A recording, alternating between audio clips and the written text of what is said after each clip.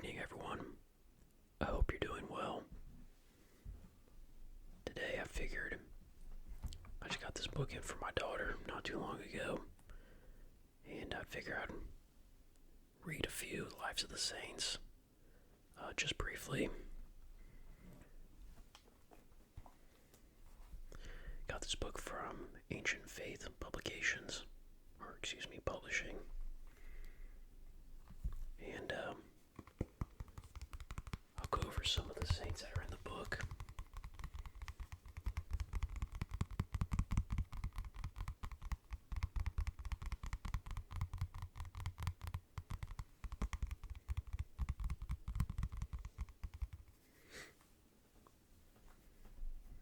Briefly go over some of the book as well.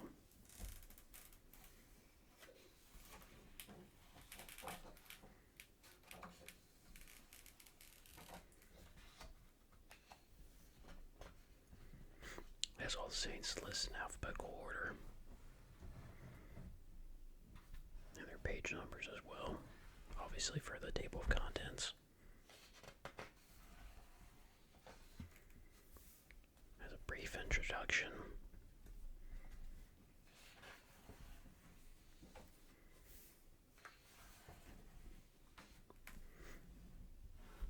And on this page it has the legends of vocations, so just goes over if they're Old Testament saints, prophets, apostles, monastics, wonder workers, royalty, bishops, priests, missionaries, martyrs, soldiers, writers, hymnographers, fools for Christ, and mothers.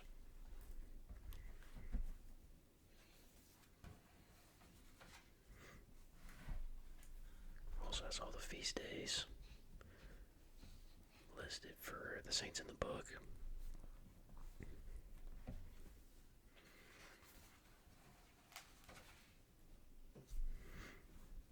Also,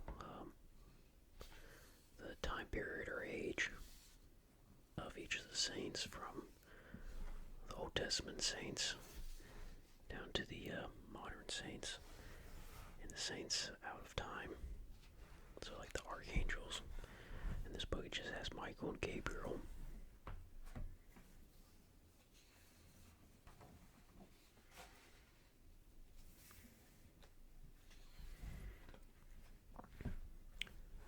Like I say, this is more for children, but even in the brief descriptions, it at least gives you a pretty good amount of information for each of the saints. And especially with the illustrations, I feel like even though my daughter's very young, she would still appreciate the pictures and appreciate me reading to her as well, on top of the illustrations as well.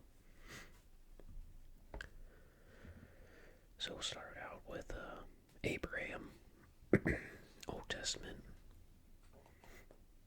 Abraham lived in the land of Ur until God called him to move to a new land. Abraham trusted God and set out on the journey with his wife Sarah and his nephew Lot. God made a covenant with Abraham and promised to give him land and as many descendants as stars in the sky. God then led Abraham to the land of Canaan, where Abraham was 100 years old and Sarah was 90. They received 3 visitors who told them that Abraham and Sarah would soon have a son. That son, Isaac, was born, bringing great joy. However, when Isaac was 12, God asked Abraham to sacrifice his son. Abraham obeyed, and taking Isaac up to the mountain. When God saw Abraham's faith, he told Abraham to stop and provided a ram for the sacrifice instead. Isaac had children who had children. Eventually, Abraham and Sarah became the founders of a great nation, the people of Israel. And some of the pictures up here. This is the on the mountain for the sacrifice. It says Abraham was willing to sacrifice his son Isaac because Abraham loved God and had faith in God's plan. Sarah lived to be 127 years old, and Abraham lived to be 175. whenever Abraham moved or something big happened in his life, he immediately built an altar and worshiped God before doing anything else. And fascinating facts. On Holy Saturday, we read from the book of Genesis the story of Abraham's obedience and his willingness to sacrifice Isaac. The story points to Christ and his ultimate sacrifice for his people. Abraham and Sarah were considered too old to have children, but God worked a miracle so that they could have Isaac. This foreshadows other elderly couples who bore children for God's glory, such as Zachariah and Elizabeth, and Joachim and Anna. Also, on each page, it gives you the geographical location. For Abraham, it is Ur of the Chaldeans, is located in modern-day Iraq. Canaan is in parts of modern-day Lebanon, Israel, Palestine, Jordan, and Syria. Another little bit of information. When the three visitors told Sarah that she would have a baby, she laughed because she believed she was too old. And on the side here, it says date, 1200 BC, feast day, October 9th, Abraham, Sunday of the forefathers, Sarah. And the story is found in Genesis 12 through 25. Born Ur of the Chaldeans, reposed in Canaan.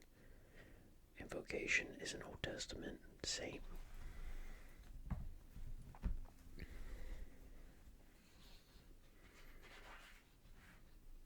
Next page has Saints Adrian and Natalia.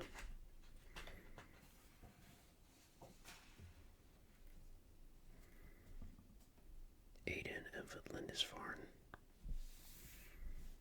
Alexandra the Empress.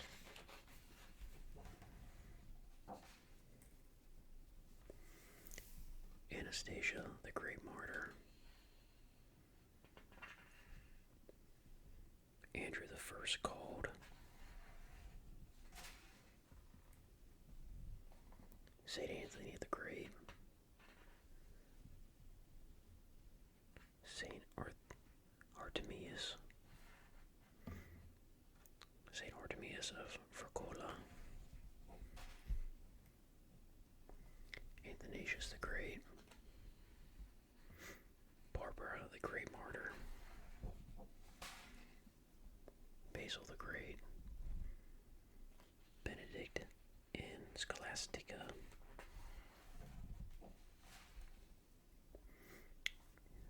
Bridget of Kildare. Cecilia the Great Martyr.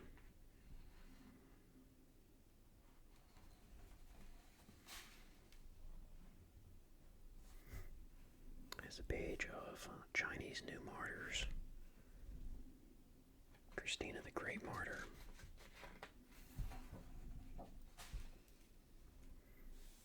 Christopher the Mighty Martyr. Columba of Iona.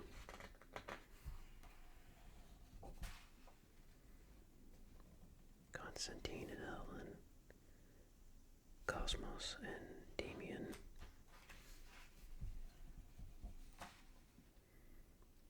Cyprian of Carthage.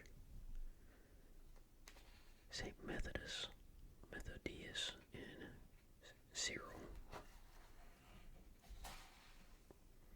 Daniel the Prophet. David the King.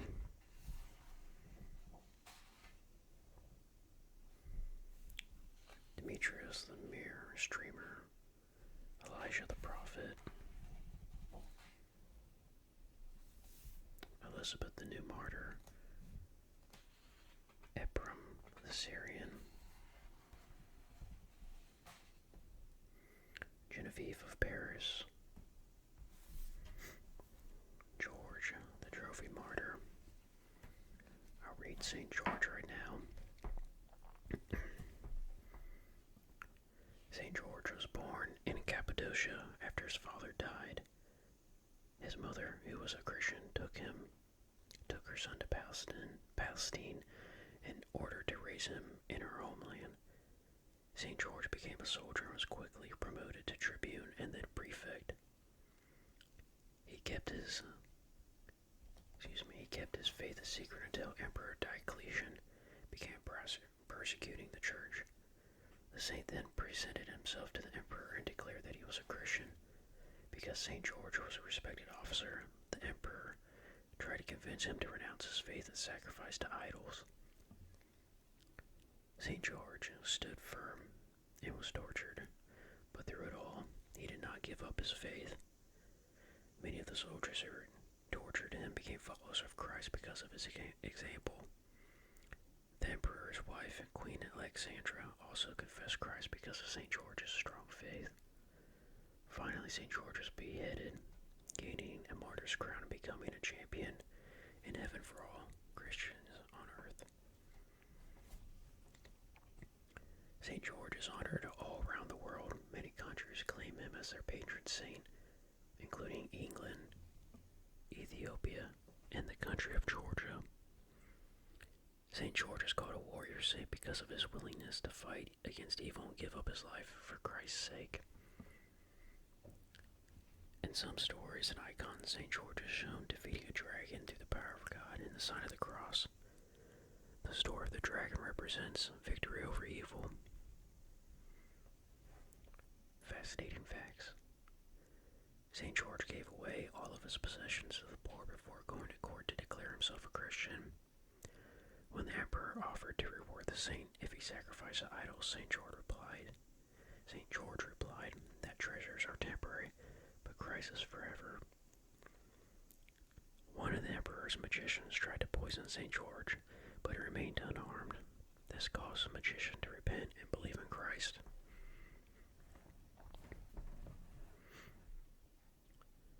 St. George is from Nicomedia, which was a Greek city located in what is now Turkey, the region of Cappadocia, now modern-day Turkey. Dates. He died in AD 303. His feast day is April 23rd. Born in Cappadocia, reposed in Nicomedia, and his vocation was a soldier and a martyr. St. George is one of my favorite saints. I have him on my icon wall in my office.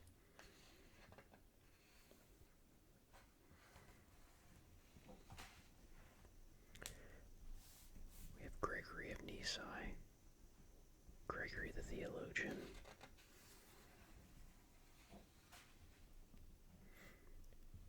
Anna the prophetess, Herman of Alaska,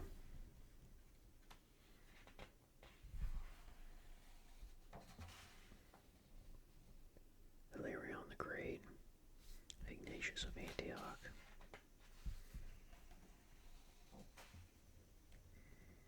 Innocent of Alaska, Irene. I can't even pronounce that one. I'm probably going to butcher it, but Irene Christos of Latu. I apologize if I butchered that pronunciation. Irene the Great Martyr, Ivan of Rila,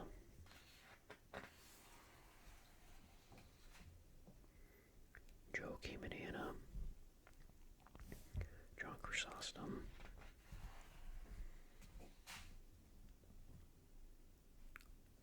John Climacus, John of Kronstadt,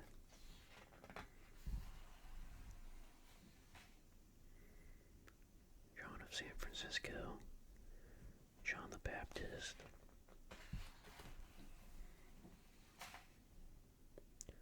John the Beloved, Jonah the Prophet, Joseph of Arimathea, Joseph of Damascus,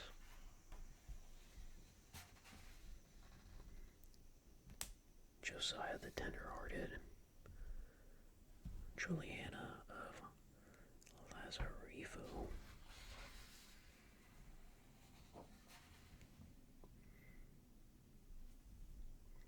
Justin Martyr, Cassiana the Hymnographer,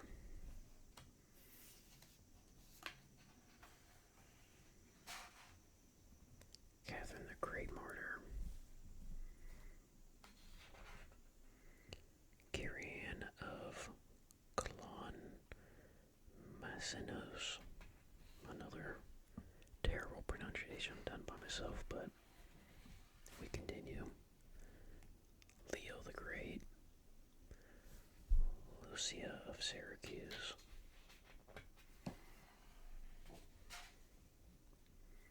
Luke of Crimea. Luke the Evangelist. Lydia of Philippi. Maria of Paris. Marina of Antioch. Mary of Egypt.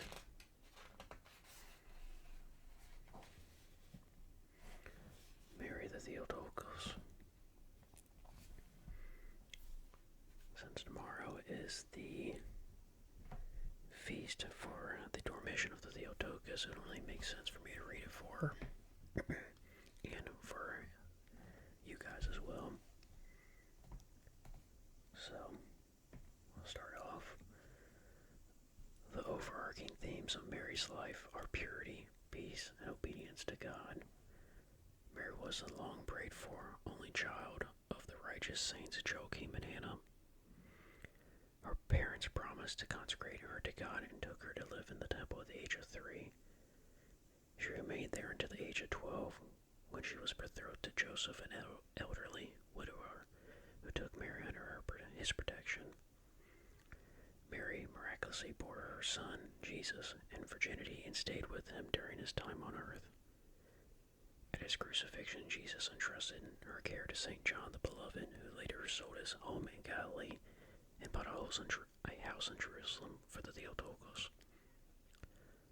Initially, she accompanied St. John on some missionary journeys, but after receiving a vision from the Lord, she remained in Jerusalem, offering support to the apostles and directing the formation of the church. Mary's unique role as the mother of Jesus Christ, the Messiah, cements her place with humanity and salvation history. Just as at the wedding at Cana, the Theotokos intercedes on our behalf to God, and as we sing, always protects those who honor her. In icons, Mary is typically portrayed with a blue undergarment and a red outer garment. Blue symbolizes humanity and red the divine, so she is clothed in both humanity and divinity.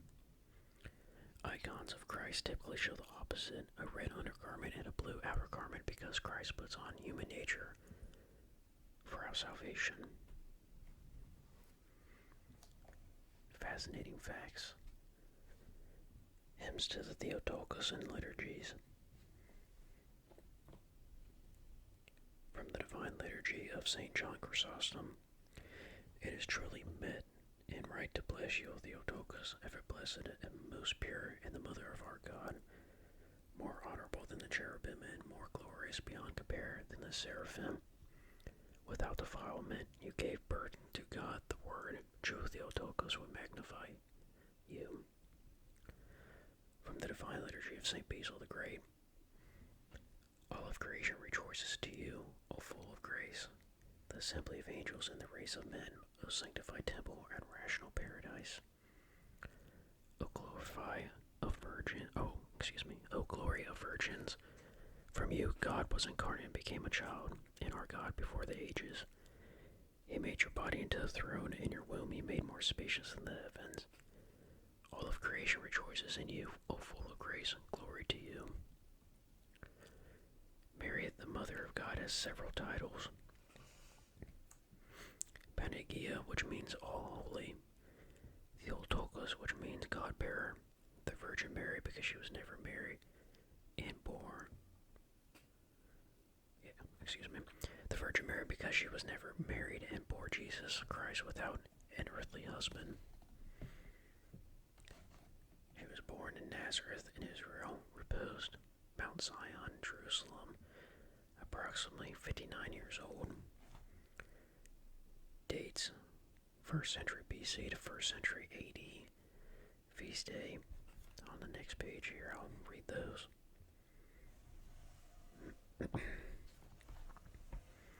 So this whole next page feast days with the Theotokos. We'll start up at the top here. Conception of the Theotokos is December 9th. Joachim and Anna were righteous Jews who had been married for many years without being blessed with children.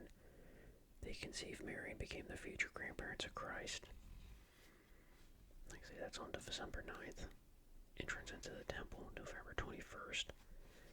When Mary reached age 2, Joachim wanted to fulfill his and Anna's promise to dedicate her to the temple. Anna prevailed upon him to wait until Mary turned 3, at which time they presented her to the high priest Zachariah. October 1st, protection of the Theotokos. This feast was established in Constantinople when St. Andrew, the fool of Christ, saw a vision of the Theotokos holding a veil of protection over the congregation. Now it is a feast that it celebrates Mary's protection of the church and of particular cities that call upon her. Also called Pokrov in Russian, meaning protection. Nativity of Christ in Synaxis, December 25th and 26th. Christ was born of Mary in a cave in Bethlehem because there was no room for them in town that they were visiting. Tradition tells us that Mary did not experience the birth pains that women today have inherited from Eve. On the Synaxis of a feast day, the day after, we honor the saints who participated in God's plan. The Dormition, August 15th. Tradition tells us that Mary received a word from an angel 3 days before her death, telling her that God was calling her to him in heaven, and that she should not be afraid. As she prepared for death, a tremendous sound like thunder occurred, and the apostles were mystically called from all over the world to witness her passing. Her death was pain-free, just as her childbirth had been. She was buried, and after 3 days, her body was found missing from the tomb. We believe that she was translated, moved, body and soul to heaven. The Annunciation, March 25th. This beautiful feast is usually depicted on the royal doors in a church. The Archangel Gabriel appeared to Mary and told her that she was to become the mother of the Messiah. Mary asked how this was possible and said yes to the will of God. In this way, she models perfect obedience to God for us to imitate. And the last one up here is the Nativity of Mary, September 8th. Both Joachim and Anna were of the line of King David. St. Joachim was from the royal tribe of Judah, and St. Anna, the priestly tribe of Levi. When Gabriel appeared to Anna and foretold Mary's birth, Anna responded, "As the Lord my God lives, whether the child I bear be a son or a daughter, I will consecrate it to the Lord my God to serve him all the days of its life. Joachim and Anna continued to live holy lives and were grateful for their beautiful little daughter. And here, it's the Platia Terra. So the specific icon, that's the title of it. This icon of the Theotokos is titled Platia Terra. In English, more spacious, meaning that her womb was more spacious than the heavens.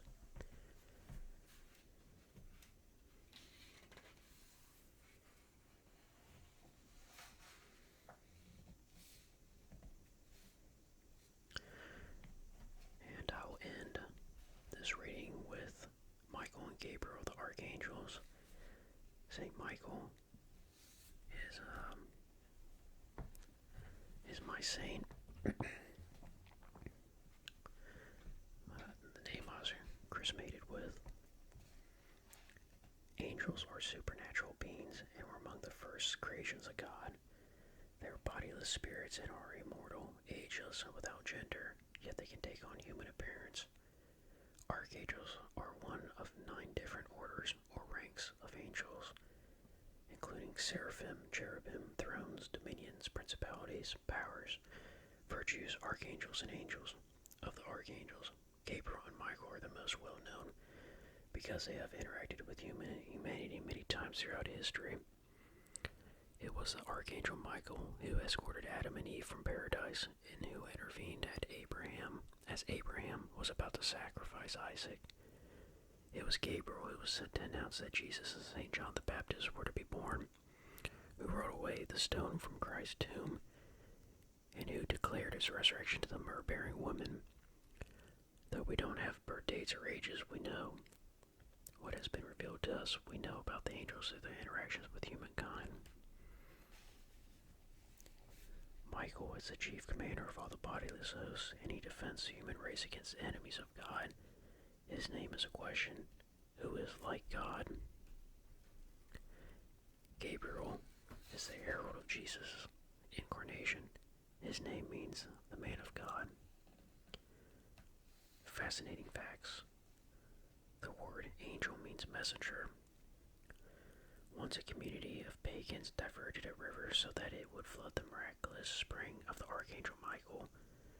Its custodian prayed, and Michael appeared with his flaming sword and plunged it into the river, splitting it into two and diverting it around the spring. This is known as the miracle of St. Michael. Raphael is the chief of the guardian angels. He bears our prayers to the Lord and is a healer of human afflictions. His name means the healing of God. Uriel is a guardian of the underworld and the interpreter of prophecies. His name means the fire of God. The names of the three other archangels are not mentioned in the Bible, but according to tradition, they are Barachiel, Salathiel, and Judiel. Feast days: March 26th for Gabriel, November 8th for Michael.